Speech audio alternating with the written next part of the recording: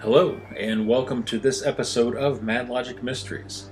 This week's episode, Cursed Objects from Around the World. These objects bring bad luck, dire illness, and even death. These items of misfortune have reported to be possessed by evil spirits, paranormal beings, and even demonic influences. Owners of these objects have been truly unlucky and claim to have experienced seeing ghosts, frightful sights, and even demons. But are these claims real, or just another enigma of the mystical? The Cursed Mirror of Myrtles Plantation. Myrtles Plantation is believed to be one of the most haunted places in the world, but the most haunted item on the premises is a mirror that was added to the home in 1980. Legend claims that the mirror contains the spirits of Sarah Woodruff and her children, who were poisoned to death by a slave named Chloe on the premises. Whenever a family member dies, tradition dictates that you're supposed to cover all the mirrors in the house so that their spirits don't get lost or trapped. Poor Clark missed one mirror in the house, and it is said that the spirits of Sarah and her children got trapped there. The guests at the plantation, which is now a popular bed and breakfast, have reported seeing figures lurking in the mirror and child-sized handprints on the glass. The Hands Resist Him painting. Painted by artist Bill Stoneham in 1972, The Hands Resist Him is considered one of the world's most haunted pieces of art. Each owner has passed on a warning to the next potential buyer, which is that come nightfall, the figures within the painting either move or disappear entirely. According to the artist, the doorway represents a threshold between this world and the world of fantasy and impossibilities, while the doll is a guide that will escort the boy through it. The hands pressed against the glass represent alternate lives or possibilities. The most striking coincidence documented is that the owner of the first gallery to ever show the painting and the art critic that reviewed it both died within 1 year of first seeing it. Legend has it that the people who possess the painting witness the characters in the painting move at night and sometimes even leave the painting and appear in the room in which the art was displayed.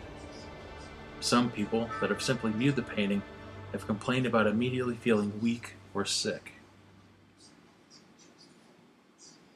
Annabelle, the Possessed Doll. You might recognize this doll from the movie The Conjuring or the movie Annabelle. The doll Annabelle was originally discovered in an antique shop in 1970. After being purchased as a gift from a mother to her daughter Donna, strange things started happening. Upon receiving it and bringing it home, Donna noticed that over time her doll would appear in other rooms that she did not put it in. On one account, she found it standing on its legs unsupported. In addition, little notes started appearing around her apartment randomly with writings on it that read, "Help us," and fresh droplets of blood would appear on the doll's dress. As the unexplained phenomena increased, the girl called in some paranormal investigators who found the doll to be possessed by the spirit of a 7-year-old girl named Annabelle Higgins, who had moved into the doll after she was murdered. Upon learning this, the girls agreed that the doll could stay with them, but then things only got worse. The doll's activities started getting out of hand, which even included vicious, unexplained attacks and scratch marks on the chest of one of their friends. The girl finally contacted renowned psychic investigators and demonologists Ed and Lorraine Warren, who determined that the doll was actually possessed by a demon who was trying to in turn possess the girl.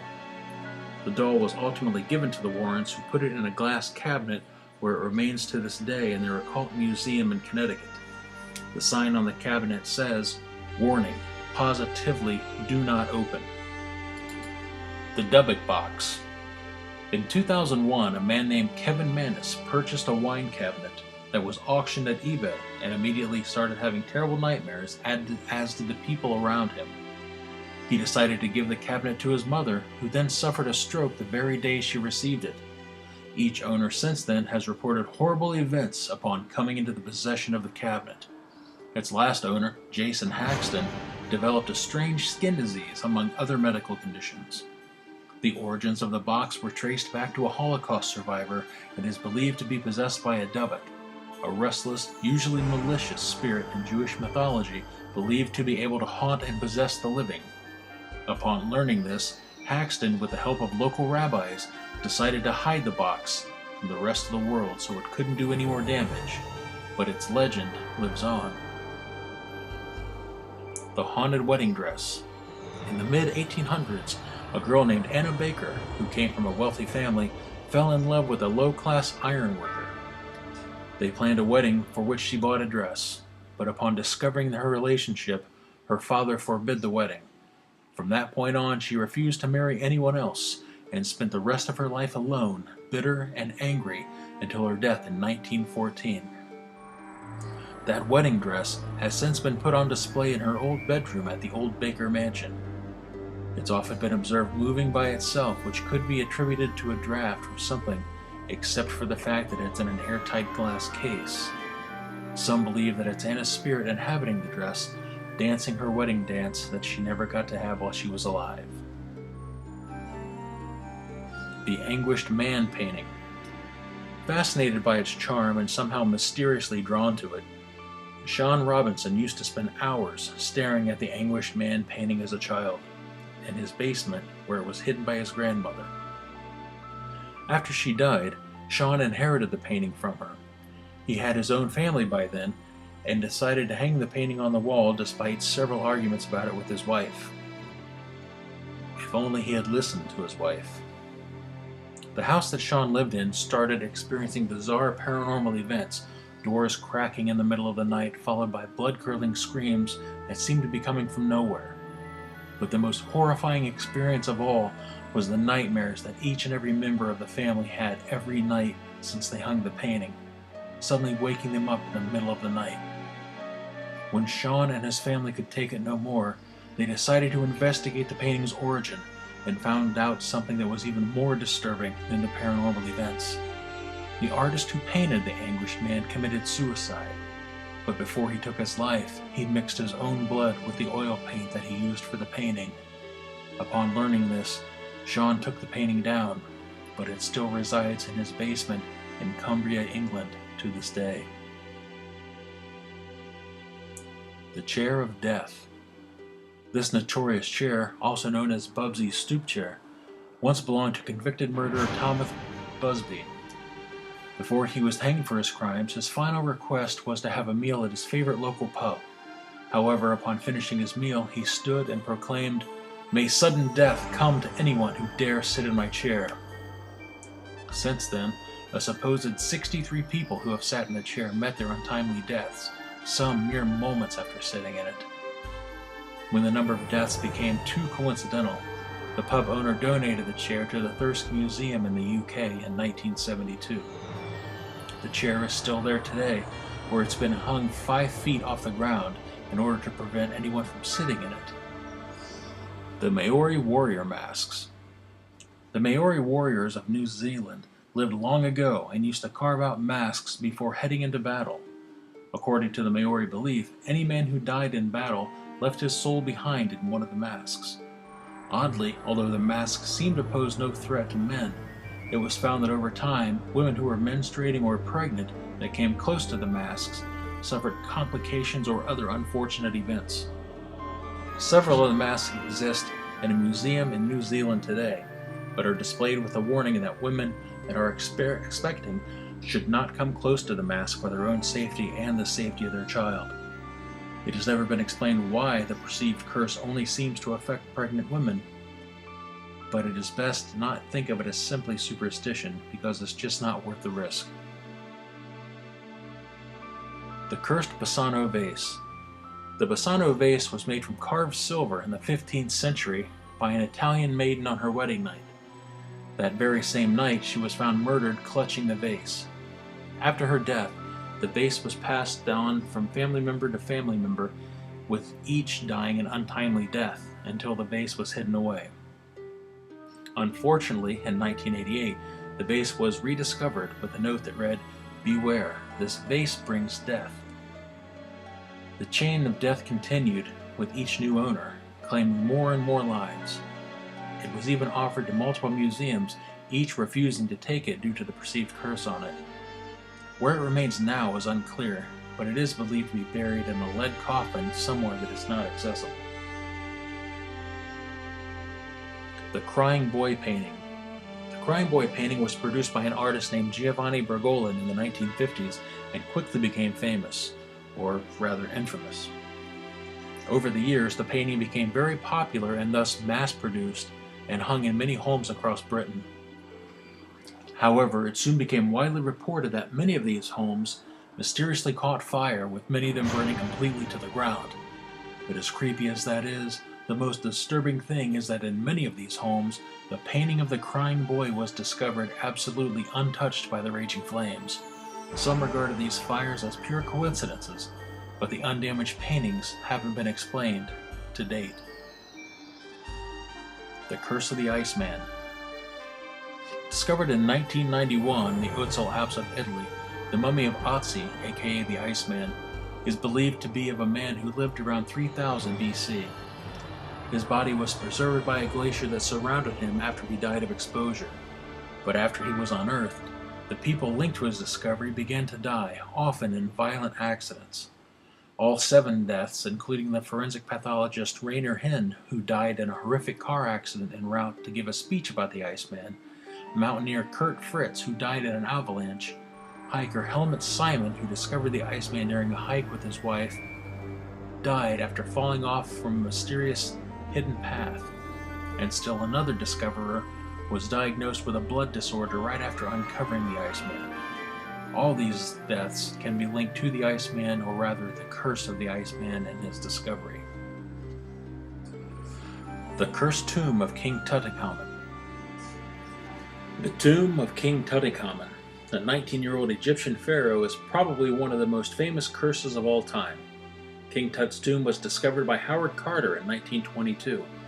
It is said that anyone who dares enter the tomb is struck with bad luck, illness, or death because of something called the Curse of the Pharaohs.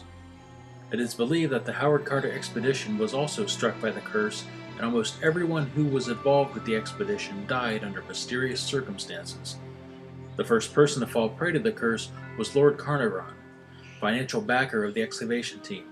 He died within 4 months of being at the tomb due to a mosquito bite that became infected. Other deaths that followed were that of the radiologist who x-rayed Tut's mummy, and 10 other people who either committed suicide or were shot or poisoned within months of visiting the tomb. Whether the curse is true or just a mere coincidence, it is hard to find a logical explanation for all this. Robert the Evil Doll. Robert the Doll belonged to Robert Otto and was apparently gifted to him in 1896 by a servant who practiced black magic and carried a dislike for the family. But things started getting weird when people heard the doll talk back to Robert. The doll became active and started appearing in windows when no one was in the house. It would vandalize rooms, break objects, and of course, poor Robert got the blame, despite how openly terrified he was of this doll. After Robert died, another family bought the house, and upon finding the doll in the attic, a little girl was just as terrified as poor Robert and said that the doll wanted to kill her and do terrible things. The doll is now on display in a museum in Key West and is believed to curse people. The legend is that you have to ask its permission to take a photo of the doll, and if you don't, you're cursed. Surrounding the doll in its case are letters of forgiveness from people who have taken photographs without its permission, asking him to lift the curse. The Kohinoor Diamond. The Kohinoor Diamond is an impressive 109 carats, but it also comes with a hefty curse if you're a man. While it brings good luck to any female owner, the diamond has brought strife and violence to men who've had it in their possession since it was supposedly stolen from the god Krishna. For example, Shursur Surya of India was a powerful emperor who defeated Prince Humayun. After getting his hands on the Kohinoor Diamond, he died in a cannon explosion. Jalal Khan was then murdered by his own brother-in-law. The Terracotta Army. In 1974, a group of 7 Chinese farmers uncovered an astonishing archaeological treasure, an army of terracotta soldiers beneath the ground. However, while the discovery led to riches for the nation, the farmers who found the Terracotta Army were doomed to debt and unfortunate circumstances. 3 of the farmers died within a few decades, relatively young, one of his own hand. The remaining farmers were resigned to work for lowly wages, selling figurines of the army and riddled with debt and medical ailments. The Deli Purple Sapphire. The curse of the Deli Purple Sapphire was brought to light when the curator of a London museum uncovered the stone with a note attached about its curse. As early as the mid-1800s, when the stone was originally looted from an Indian temple, the stone brought poor health and financial troubles to its owner. For instance, when author Edward Heron Allen owned the gemstone, he had so many unfortunate things happen in his life that he threw it into a canal, only to have it returned after a dredger found it and knew that he was the owner. He eventually sent it to the museum with the instructions that no one should touch it until 3 years after his death. The Hope Diamond. The Hope Diamond makes its home in the Smithsonian Museum, but prior to making the trip there, it was known to be cursed. Originally stolen by a priest who was ultimately captured and tortured for his thievery, the Hope Diamond was also owned by French gem trader Jean-Baptiste Terfinier, who was supposedly killed by a random group of rabid dogs. Several other owners were also fated to die by murder or other tragedy. The Olvera Rocks. Uluru is a giant majestic rock in the Australian outback that sees thousands of visitors each year. While it is illegal to take rocks out of the country, some tourists bring a piece of Uluru home with them anyway. Perhaps because it is a sacred aboriginal ground, people who bring back a piece of the Uluru rock are said to experience the curse of misfortune. As a result, people regularly mail their rocks back to Australia with letters of apology attached. The Black Orloff Diamond. The Black Orloff Diamond, also called the Eye of Brahma, was stolen from a Hindu shrine by a monk. The gem was passed down to multiple owners, many of whom took their own lives. At least 2 of the women who took possession of the Black Orloff leapt to their deaths from a tall building. After the jewel was sold to a jeweler in New York, the curse is said to have been broken, which is good for future owners but does no good for the previous victims of the stone's bad luck. The Blarney Stone Rocks. A kiss on the Blarney Stone in Ireland is said to be good luck, but removing any piece of the stone will bring the curse of bad luck into your life. People report misfortunes that include depression, loss of employment, and financial woes. Much like the visitors to Uluru, who regret their cursed souvenirs, people who take home a piece of the Blarney Stone are known to mail it back within several weeks or months after they realize its curse. So the next time you're considering getting your hands on or near one of the world's most famous relics, do your homework. Some of the most beautiful and interesting objects also come with a curse. If you don't believe in the supernatural, you can take your chances. But if you'd rather err on the side of caution, take these items seriously and consider what a cursed object might have in store for its owner. Especially dolls, paintings, or jewelry, it would seem. Well, that's a list of cursed objects. I've also heard it said that cursed objects cannot be destroyed. A good case for that is the painting of the crying boy we talked about. Everything burns down around it, but it's always left unscathed. Something we're going to start doing, beginning with this episode, is posting the text and pictures in the madlogicmysteries.com message boards. Just head to madlogicmysteries.com, register, it just takes about 15 seconds, and then click on the Ouija message boards, or TOMB for short. Then just browse for the topic. It's that easy. I will say that you will be sent an email to activate your profile once you've registered. Sometimes that email will go into your spam folder, so just a heads up, check your spam folder. The message boards are meant to be a place where you can discuss your experiences, read other people's experiences, or just go to converse with others. Please make it a point to go register. Like I said, it's fast and free, and the more people that register and share their stories, the greater that experience there is going to be for everyone. Now the site itself, it's still pretty new, so please let me know if you have any issues at all with the site, if you encounter any errors, anything like that. Feel free to message me directly at madlogicmysteries@gmail.com, or you can post a comment to our YouTube page, Facebook page, or Twitter.